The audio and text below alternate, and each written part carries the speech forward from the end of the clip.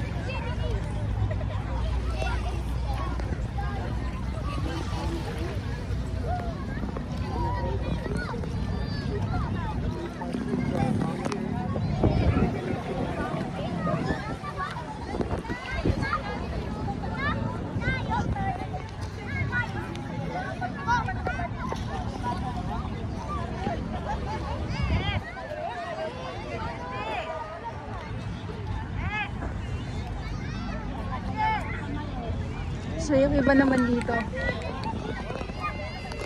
ay mga nakaupo lang.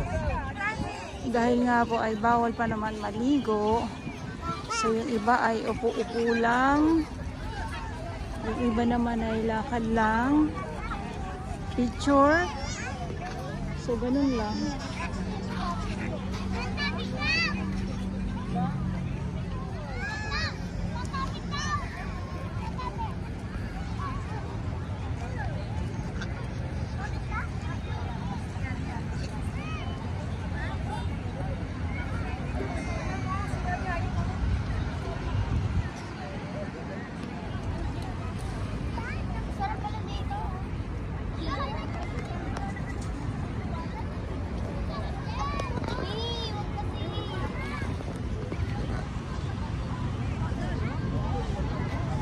At dahil nga ay yung tubig, sabi nga kanina ni Ane, kung pwede na nga daw talagang maligo, ay maliligo na daw siya. Katulad ditong mga nakikita natin. Ayan, so yung iba naglalaro.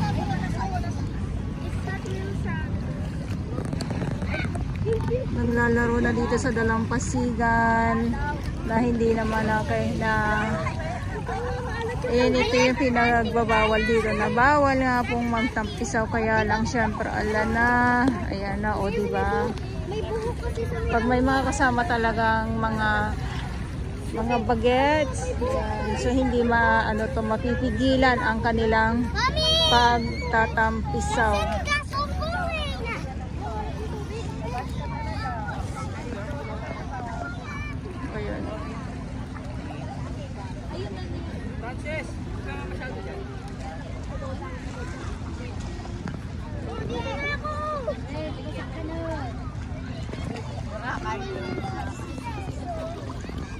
Mas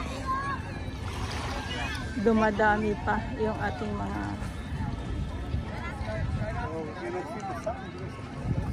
namamasyal na yung dito.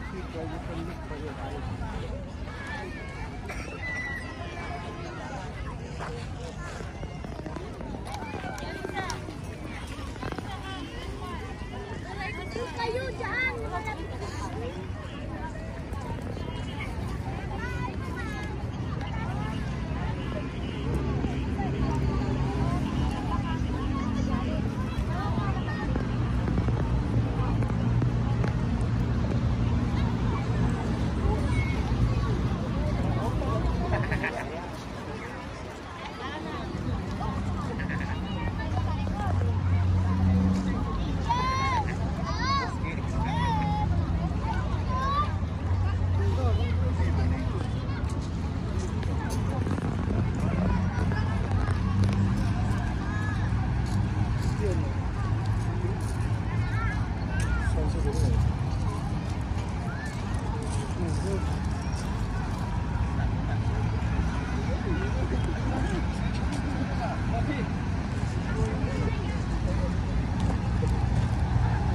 antay ng sunset.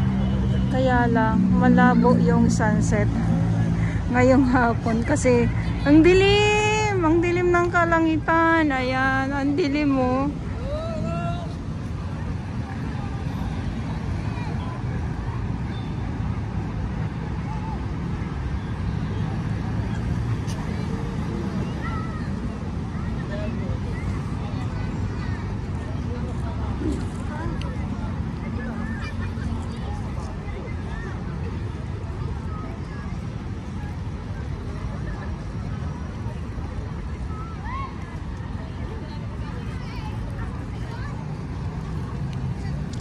So yung kanina, itong mga photographer, ayan, nandito sila. Ilang ano to, grupo ng photographer nandito sila sa Dolomite Beach. Itong mga dayuhan nga po. Mga photographer sila.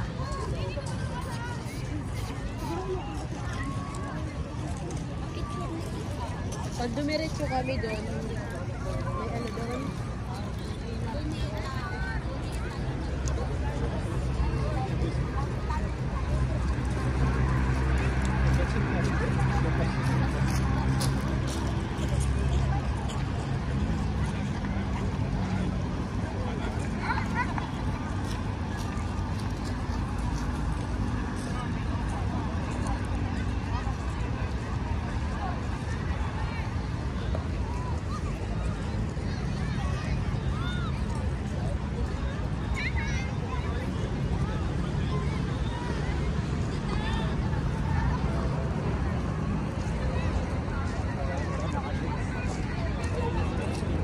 Pag dito, medyo okay pa, maliwanag. Pero madilim na din dito sa sa kabila. At ito nga, so yung sunset nga po ay malabo na makita natin ngayong hapon. Gawang yung ating nakikita na kalangitan. Yung kalangitan.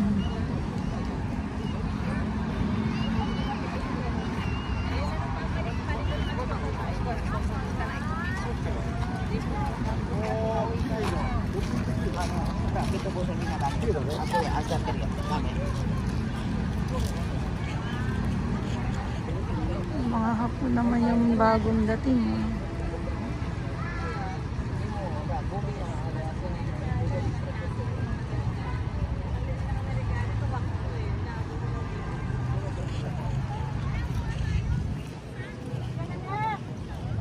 Okay, so ito yung update natin ngayong araw, Sunday Pilipinas. Happy New Year again sa inyong lahat. At ngayon ay, ulitin ko lang po, ngayon ay January 5, 2025. Ang bilis ng panahon. Yung nakaraang ay 2024 lang, ngayon ay 2025 na po. Mabilis talaga ang panahon.